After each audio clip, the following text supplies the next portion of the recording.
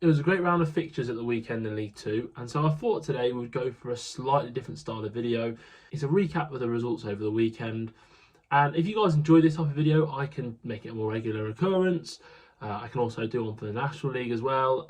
Yeah, I just thought I'd have a little review of League Two game week and see if you guys enjoy it. I know there are similar videos out there to this, but for different leagues, and I thought that maybe for League Two, people might enjoy a roundup of the results. And so it's a slightly different type video, not a tactical breakdown as such, more of a discussion. Let's get straight into the games, and there was early kickoff. It was Accrington against Barrow.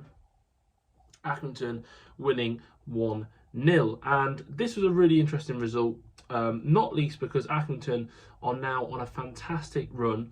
If we just go over to their results, and this is using the FOTMob app, which I'm not sponsored by, but if FOTMob want to sponsor, that'd be brilliant. But all jokes aside, this is a great app to look at all the results for League Two. And if you look at Accrington's results, you can see they've won 3 games in the league on the bounce. The Tranmere loss is in the EFL Trophy. And in fact, they could have actually had 4 wins from the last 5. The game against Port Vale, they were leading up until the 90th minute by 2-0. So the signs are there. And as you saw, the first goal scorer there against Port Vale was the man who got the winner in this one, Sean Wally, who is 37 years old, I believe. In my season preview that I wrote over on Patreon, which you can check out, I wrote that he was Accrington's key player, despite the fact that he is 37, and he's got 7 goal contributions in 11 games so far this season. An absolutely massive player for them. So much quality despite his age. Accrington, huge for them. They're now out of the drop zone. They're up into 19th place, actually, which, again, is absolutely brilliant for them. MK Dons next will be tough, but they're one of the form sides in the division. In fact, I think we can look at the form table. Oh, it's not a thing. Used to have a form table option on here, but either way, they are looking very strong and up outside the relegation zone, where I thought they could finish this season. I'm still not completely sold on them, but to be above the likes of Colchester, Swindon, even Bromley, teams who people expect to do better than Accrington this season, is an achievement, and Sean Wally continues to lead the line. For Barrow, they're up in 7th. They're still hanging on to their promotion spot, but look at their recent form. 4 losses from the last 5 games. You also notice they've got Notts County next in the week. For me, I've said it for quite a while now, Barrow are a side that had a really strong start. They had a really favourable run, and you'll find more out about them when they play the better teams. They're starting to fall a little bit by the wayside. If we just look at their fixtures, their losses, of course Chelsea in the Cup, you can ignore that, but a loss to Gillingham, didn't score. Lost to Doncaster, didn't score. Beat Cheltenham, who are struggling themselves. Lost to Fleetwood in the EFL Trophy, didn't score, but didn't score against Morecambe, didn't score against Accrington. So barring the 2 goals they scored against Cheltenham, they have failed to score in each of their last 6 games. 6 of their last 7 they haven't scored in, which is a real worry.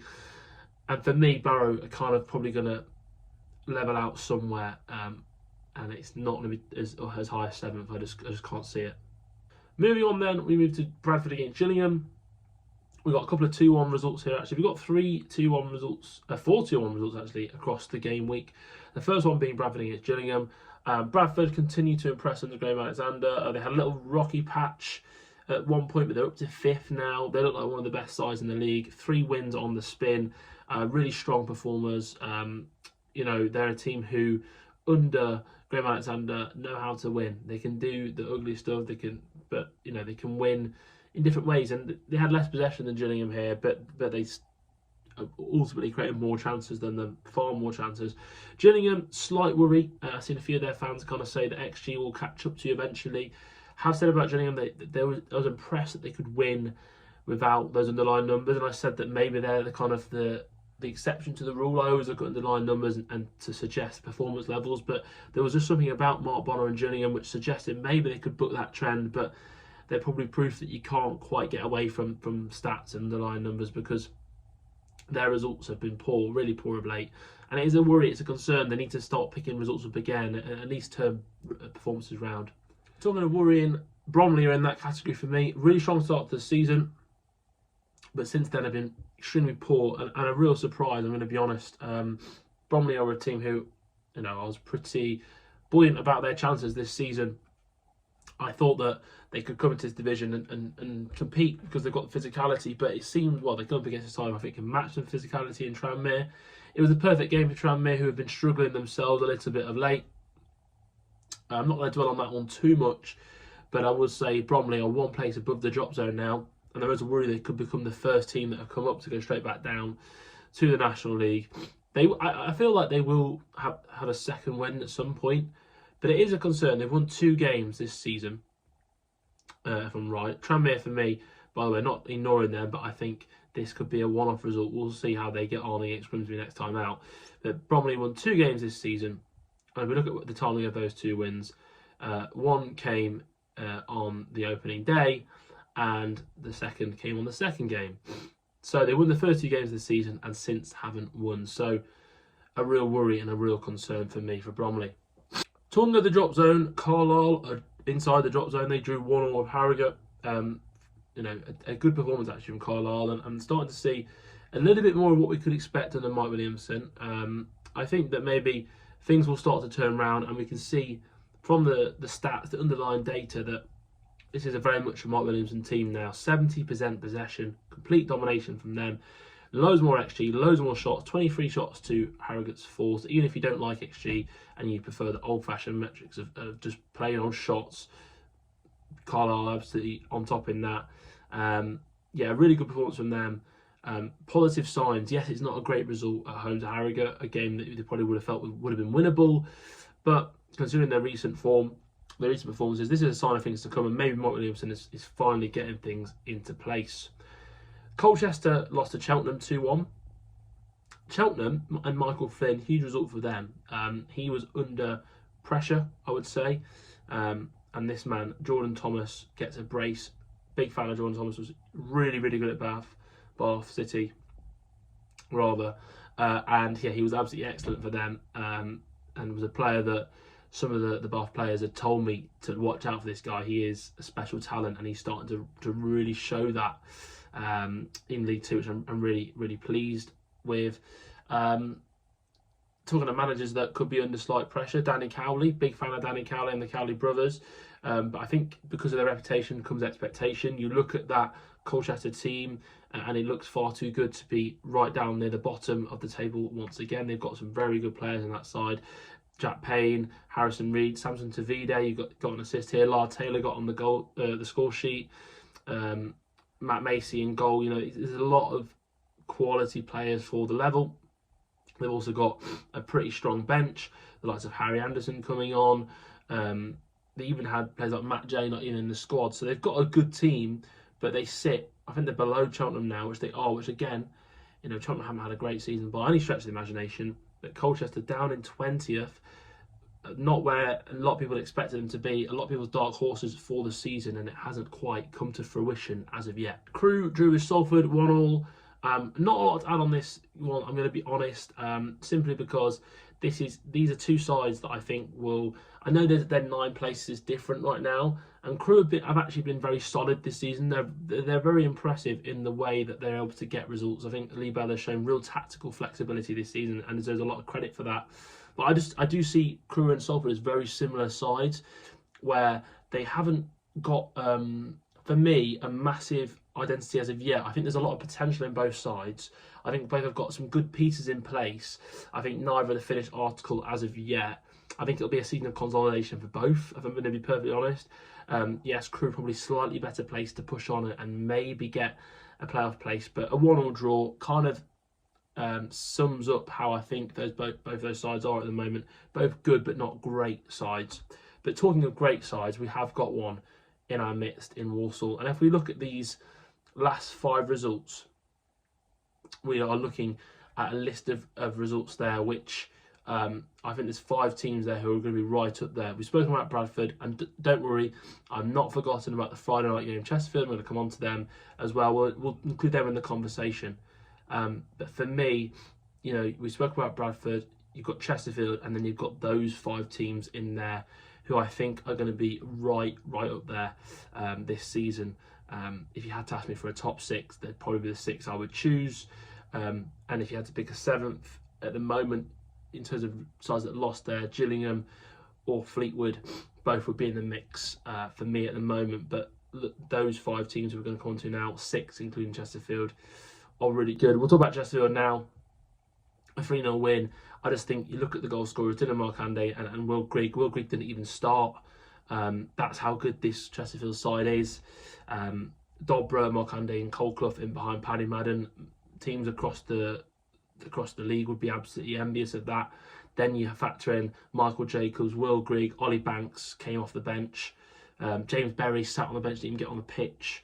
They've got other players that didn't even make the squad. Their depth is just so rich, and I just think that they are a really, really good side, and they're going to be right up there. Liam Mandeville's playing right back. I mean, I love him playing right back because it just adds an extra element of attacking threat. Okay, maybe in the bigger games they're not going to play him there, but I think, obviously I know they've got defensive injuries as well, hence why he is playing there, but you know, it's actually a role he can play really well against sides they're expected to beat, which last season happened a lot. Newport, I've seen a lot of discontent with their fan base. I think obviously the concern is that Nick Townsend in goal, I think, bailed them out a few times early in the season and maybe made them look better than they were in terms of results. But I think if you offered a Newport fan before the season started, after 12 games to have 5 wins, I think they would have taken it. I think that Nelson Jardim is doing a good job with the squad he's got. I think if you look at that squad on paper, compare it with Chesterfield, I think 3-0 is probably a reflective scoreline of the difference in quality between the sides. And so for me, Newport, I guess expectations have to be realistic, and I think to have 5 wins after 12 is somewhat of a success. Into that pack of 5 games now, and talking of great sides, Walsall, potentially the greatest in the league. I mean, they're right up there at the moment. They're 3rd in the league, and they just continue to impress. I mean, they are absolutely excellent, aren't they? 4-1 win here. Top scorers in the division. They've hit 4 a few times this season. I've spoken about the midfield 3. I just don't think it's about midfield 3 in the league. It just has the perfect balance. Jamie Jellis, who can get forward both ends of the pitch, has got a great strike on him. If you haven't seen the goal, go and find it. Absolutely sensational. He knows how to put him in the top corner. You know, he's absolutely brilliant player. Charlie Lakin, again, a bit more attacking, has got an eye for goal as well himself. Again, good at both ends of the pitch. And then Ryan Stirk, a bit of tenacity, but also quality. Really good left foot on him. He can distribute the ball. I think that's a really nice, well-balanced 3. And talking of balanced 3s, actually the back 3 is really well-balanced as well. Harry Williams, I had the pleasure of seeing him play for Alvechurch at Step 3 level, and you could see he was a very good player then, and he's gone on to play at League 2 level. Looks comfortable. Taylor Anna at left centre-back is excellent bringing the ball out, and Nathan Lowe up front feels like an absolute steal. You know, what a find he is on loan. He's getting goals. He's scoring loads of them. 5 of them, 5 goals and 3 assists so far this season on loan from Stoke. Stoke certainly know how to produce some really talented young forwards. Ryan Barnett at right wing back, great find from Fylde. I mean, such a talented wing back, and yeah, I mean, they're just such a good side. Beating a Grimsby team who have been solid this season. Grimsby are a decent team. I think they're not going to pull up any trees. I think they're going to be upper mid-table for me, but Walsall have got a real chance of promotion, and I'm very happy before the season started I had them predicted quite high. I didn't go all in on Walsall. Mainly that midfield 3 and the balance of the squad made me think that they could go far, but as Walsall fans pointed out to me at the time, and had a very right to do so, they had a lack of a centre forward. Nathan Lowe's come in, Jamil Matt has stepped up. They've got players like Albert Adoma who can come on and play there. Even Danny Johnson came off the bench and got a goal. You know, Walsall fans were telling me they haven't got enough firepower, but they're the top scorers in the division. That's a huge surprise. And because they've been able to find that goal scoring form, the rest of the squad's that good that there's absolutely no reason why Matt Sadler can't take the Saddlers into League One. Another side who've got potential to be really good this season is MK Dons. They beat Morecambe 3-1.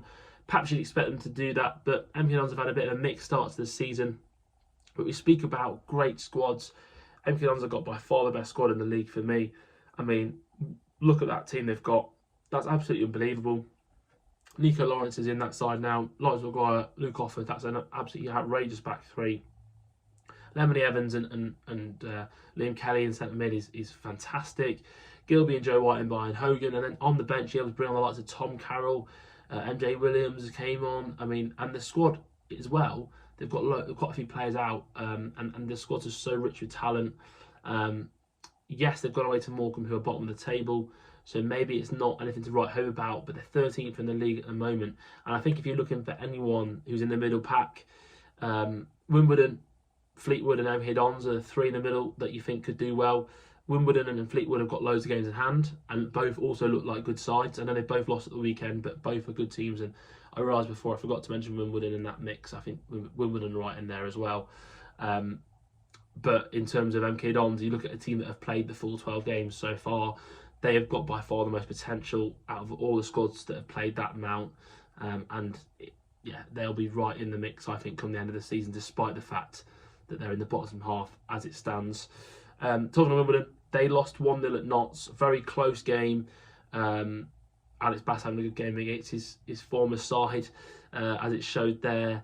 But I think that does a disservice to Notts in a way. I mean, had more of the possession, as the stats show. Very, very close game, and I think a 1-0 either way was kind of how it was always going to end. I actually had predicted Wimbledon to win that game 1-0. Glad that Notts did, and actually this is how close the league is right now. Notts, we won, but we went down a position, and that's how close the league is at this stage of the season. Obviously due to goal difference with Walsall, but both teams are good sides. Obviously, I think Notts are really feeling the absence of Jody Jones, I'm going to be honest. But I think if we can muddle through and pick up points like this until he gets back, he'll be such a massive return. Still feel very light in the wide areas. George Abbott moving inside in the second half. He started at wing back, but moved inside, was much more effective. Wimbledon also having a 3-5-2 sort of system, and it's hard to break down as they always are. And I think they've got games in hand. They're going to be absolutely fine. They're a tough team to play against. They just came up against a team who are also very good. On another day, they might have got something out of it. I don't think you lose too much sleep over a 1-0 loss away at Meadow Lane, to be honest with you. Another side that lost, I think, could do quite well at Fleetwood. They lost away at Port Vale. Not Fleetwood's finest performance by any stretch of the imagination, but I still think they look like a decent side. But Port Vale look like a very, very good side. Rico Richards opened the scoring for them. Ryan Crosdale and Ronan Curtis on the score sheet. And who got an assist in that game? But Benicio Baker Boati, who I've been looking forward to him getting back in the side. He's been, I love watching him play, and I'm glad he's back. Came off the bench, and talking about benches that have got so much quality and talent. Laurent Tallage was on the bench at Port Vale, didn't even get on the pitch. That's how much strength and depth this Port Vale side has got. The likes of Ethan Chislett have had their minutes managed really well this season. Brandon Cover is fantastic at right wing back. Jack Shorrock stepped in at left wing back. They've got players out injured, but they've still got so much ability and quality in their team. For me, again, you talk about great squads. I think MK Dons have probably got the best, but Port Vale are right up there with them. Obviously, George Byers wasn't even the team in this one. That's how strong their squad is. They're right up there for me. They've got a really tactically astute and flexible manager in Darren Moy. He can change systems and use the system depending on the game. I think that's really impressive. And then finally, talking about teams who are excellent and are right up there in the mix, you've got Doncaster Rovers, who are second, Port Vale are top, and they also won. They won away at Swindon, a 2-1 win, a 94th minute winner, a Joe Ironside penalty. Probably a little bit squeakier than they would have liked, if we're going to be honest. By the way, I just can't believe that George Cox is playing in League Two, really. A player who was in the Eredivisie for years, and is now at League Two level with Swindon. Crazy. But anyway, I digress. Mark Kennedy's under huge pressure. I really like Mark Kennedy. I think, as I've said a few times, I think he speaks really well in his post-match interviews. I'm going to be totally honest, I'm surprised. He's perhaps, say, lasts as long as he has, that's really harsh.